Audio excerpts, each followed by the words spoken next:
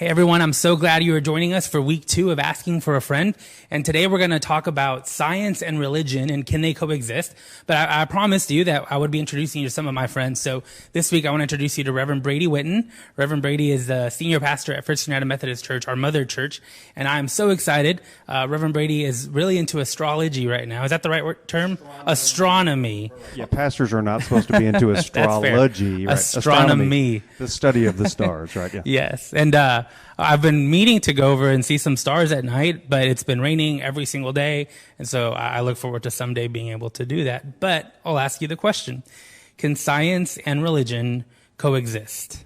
Well, first I want to say hi to everybody, and thanks, Fernie, for having me. And I look forward to having you and Susie and anybody else you want to bring with you over to Mouse at like 4 a.m. to look at some stars, because right now that's about the time you have to come out. But anyway, so I do want to.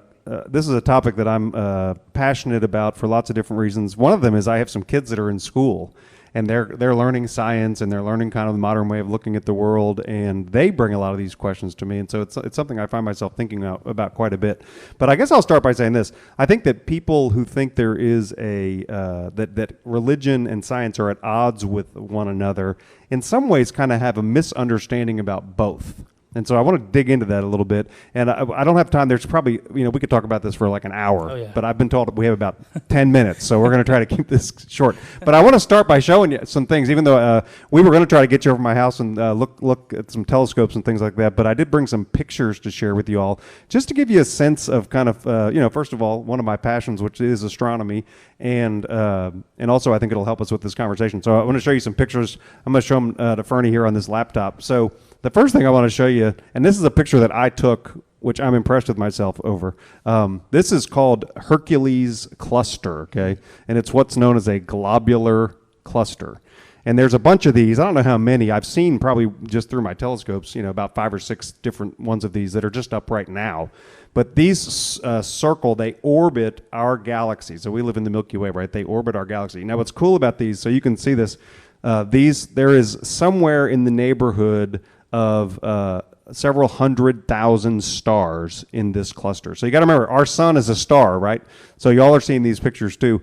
So this cluster of stars is a cluster of suns, and there's several 100,000 suns in one of these globular clusters. Now remember, I said they orbit around our galaxy, right? So we live in the Milky Way. And you know how many stars there are in the Milky Way? What would you guess? Thousands? No. So there's 100 or so thousand stars just in this cluster, and this cluster orbits our galaxy, right? Yeah. So the Milky Way galaxy, this is where, has somewhere between 100 billion and 400 billion stars. Now that's a pretty big difference, right? But so we're going to talk about science a little bit. So science tells us there's somewhere between 100 billion and 400 billion stars just in our galaxy. Okay. Wow. Now, here's another cool thing. So there's another picture. This one is called Markarian's chain. And again, I just want to kind of give you a sense of the size of the, this universe that we live in, right? So this is Markarian's chain. This is a cluster of galaxies that's located in Virgo. So it's located in the constellation of Virgo. So in this picture alone, I think I've counted somewhere close to 20 galaxies. So remember, I said in our galaxy, the Milky Way, there's like between 100 billion and 400 billion stars. We are just one galaxy in really an infinite number of galaxies in the universe, right? So here's a picture of, here's about 20 you can just see in this picture alone. But in this cluster of it's known as the Virgo galaxy cluster, okay? So remember the cluster of stars? We also have clusters of galaxies. In this cluster alone, there's about 1,300 galaxies. Wow. So imagine how many stars are we talking about? More than I can count. It's this unbelievable number, right? And then the last picture I wanted to show you is kind of our. This is just of the Milky Way, which is the galaxy we live in. I did not take this picture. I did take that last one though. So this picture shows you. So the little square here. This is the Milky Way. If you ever go out at night and it's really really dark and you're in a dark place and it's the right time of the night in the year, you can see this kind of cloud structure in the sky that's a portion of our galaxy. And we live in the Milky Way, right? So this square right here all of these are stars and galaxies right in there. And it just kind of gives you a sense of why it's so difficult to count the number of stars, why it's so difficult to count the number of galaxies. So this is just a pinpoint sized amount of space and how many stars and galaxies are just right there. Wow. So it's really pretty unbelievable. But I go back to this idea that so people who think that science and religion are at odds with one another, I think have a misunderstanding of religion and science. And so I want to try to give you a definition of each, okay? So science is the systematic study of the natural world through observation and experiment.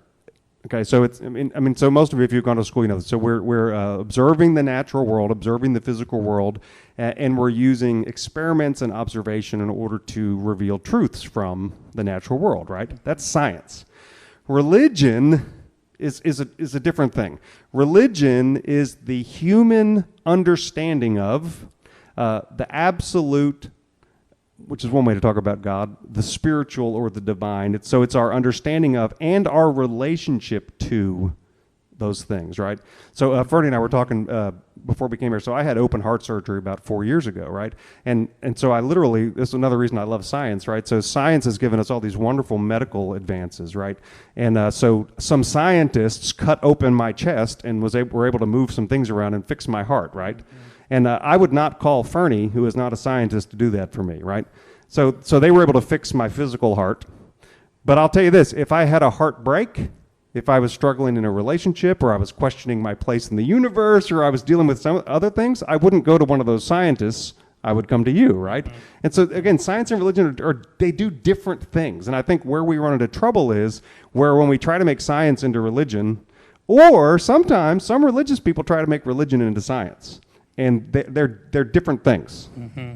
Yeah, I was reading an Adam Hamilton book in my research this week, and he talks about how science can point us to like how God works and how God creates and how God does those things. Right. Whereas religion can tell us about like who God is and like point us to God. God's character, God's nature. Yeah, right. but they're two, like you said, two very different things. Right. Yeah, I think the how-to is the key, right? Yeah, So I was thinking about it this way. So science can tell me how my computer works, right? And even create a computer. Science is a wonderful and a powerful thing, right? But science is not what's going to inspire me to open up that computer and write a song or write a poem or to do these more meaningful things in life. Science isn't going to help, science isn't going to help me necessarily to find my meaning in life, right? Maybe if you're a scientist, doing science is meaningful, but there's still these ultimate questions. One thing I wanted to share with you all is there is a growing number of scientists who really kind of accept the fact that human reason has limitations, right? In some ways, science is the exercise of human reason, and reason is a very powerful thing, right? But again, I think we make a mistake when we think that science is going to answer all of our questions. And so there are a growing number of scientists who recognize that human reason has its limitations, and therefore science is going to have limitations. One of those guys is a guy named Edward Witten, and I think we're going to include a link to an article from Scientific American that talks about Edward Witten. And what Witten is saying now is the title of the article is "The World's Smartest Physicist Thinks Science Can't Crack Consciousness." Okay? And so, and what he's saying is, when it comes to certain things, our ability to observe them and our ability to experiment are never going to answer these big questions. And I think probably one of the biggest questions is where does consciousness come from, right? And in particular, now some of you will argue with this when it comes to your pets and things like that, but why is it that human beings seem to have this level of consciousness or self-awareness that maybe some other beings don't have? So this guy, Edward Witten, is saying there was a point in time where scientists might have thought, hey, we'll be able to answer those questions one day, but they're actually getting to the point where they're saying maybe not. And that science, science can explain maybe how the universe works. Like we can take the Big Bang, for example, and we could say, well, a single particle exploded into multiple particles, and time and heat and all that kind of stuff created, the creation came out of that. But it still can't answer the question, okay, but what came before the Big Bang? Like what started all of that? What is it that created the laws that made all of that? Like we can map the laws, And we've been doing that for hundreds of years now. But where did they come from? What was the start of all of that? And if the start of that is God, which I believe it is, who is this God? What is he like? What does he want for life? What does he want for us? What's the point and purpose of all of this? Science is never going to be able to answer those kinds of questions. I remember when I think it was middle school or elementary school, learning about creationism, and at the same time learning about the creation story. Right. And I remember always wrestling with those two. Like, it always felt like they contradicted one another. Right. But as you're talking, it makes me think maybe they didn't contradict each other. Maybe they just support each other in different ways. Yeah, I think they're trying to accomplish different things. So yeah, if you look in Genesis chapter 1, we have this whole story, and this is there's two creation stories in Genesis, but the first one here is in Genesis 1:1, and the famous thing here is that it says it took God 6 days, and so there are some people who read the scriptures, and this is where I was talking before. They're going to try to make the religion into science, and they're going to say, well, the Bible says that God created in 6 days, but science has shown us that the creation really has taken billions of years to unfold, right? And so some people would say, see, they contradict one another, and if you're religious, you can't accept science, or if you're a scientist, you can't accept religion. And what I would say is the purpose of the scriptural writing is to talk to us about God and about God's self-giving power and the way he unleashed into the world and gave permission in the world for things to come about. And that it's not important that, the important thing here is not how many days it took, And so I think science, looking at carbon dating and all that kind of stuff, has shown us that the universe came about over billions of years, right? And is still becoming, I believe.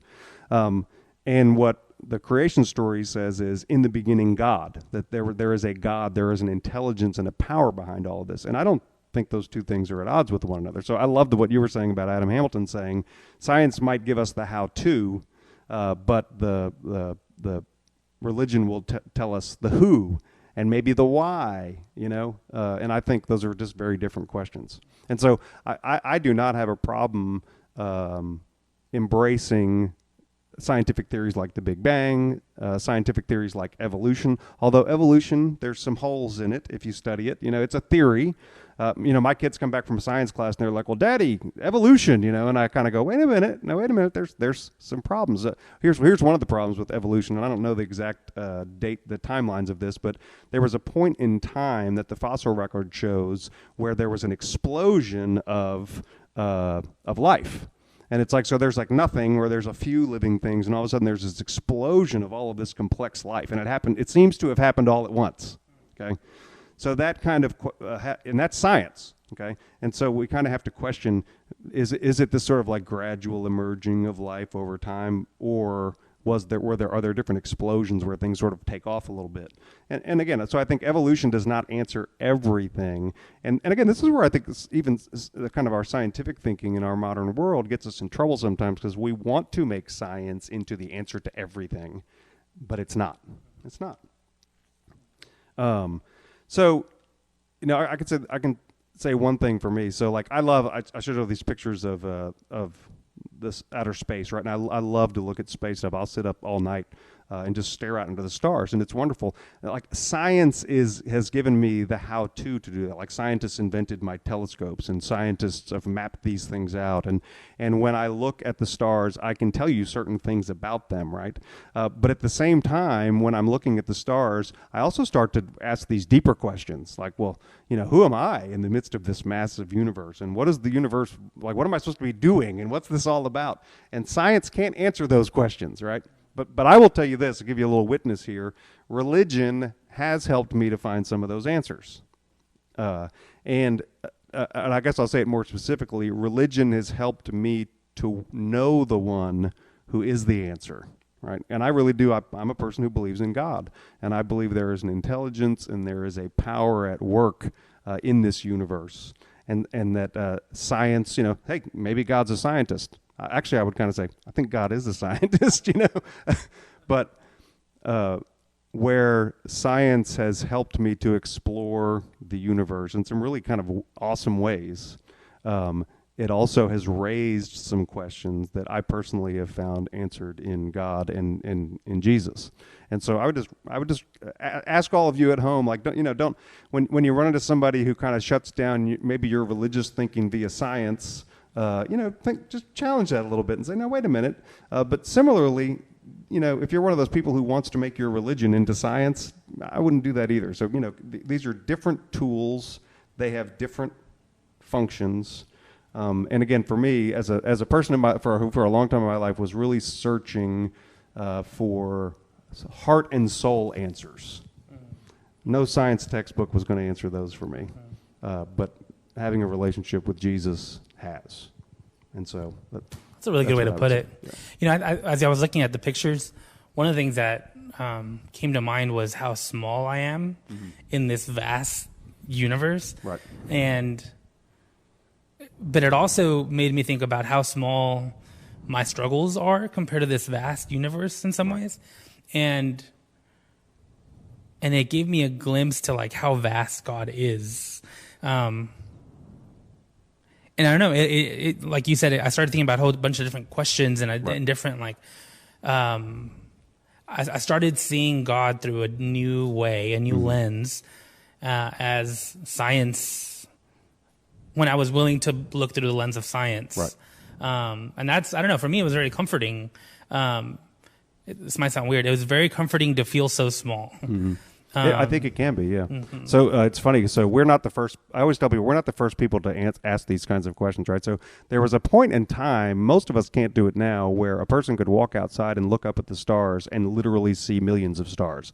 Like when I go outside now in my backyard in Baton Rouge, we live pretty close to the city. On a good night, I might be able to see maybe 100 stars, which still is pretty like wow, but it's nothing like what you can see if you go to a really, really dark place. But anyway, so the writer of Psalms, and I wrote in Psalm 8, says, you have set your glory above the heavens. When I look at your heavens, the work of your fingers, the moon and the stars that you have established, what are human beings that you are mindful of them? And so somebody thousands of years ago looked up at the stars and had some of the same thoughts, well, wow, who am I? I'm so small, But here's what I think the scriptures really point to. In some ways, we are teeny tiny and insignificant, but in other ways, we matter intimately to God, right? So this whole idea that God loves us so much that God came into human history in the person of Jesus. So, and I think somehow, I always tell people, when I get a little too full of myself or a little too worried about my own individual situation, it's great to go out and consider how vast and massive everything is. But there are other times where you maybe feel a little lost. And then it's important to remember that, as Jesus says, God knows the hairs on your head, and you're of great value to God, So I think kind of trying to live between those two places is what it means to be human, which is a pretty amazing thing. Mm-hmm. I love that. Yeah. I love that. Well, and even to the same God who created those galaxies and those stars and was so intentional about the laws of how they work and they function is the same God who created you and I and everybody who's watching at home. Right. And I don't know, but and this might I'm still processing my theology through this, but during Christmas, Susie and I like to build gingerbread houses, and we're very intentional, and we're so proud of what we've created and love it. And if I can love a gingerbread house that much, right. How much more God looks at right. all of creation and right. says, and is in love with it and right. cares about it. And yeah.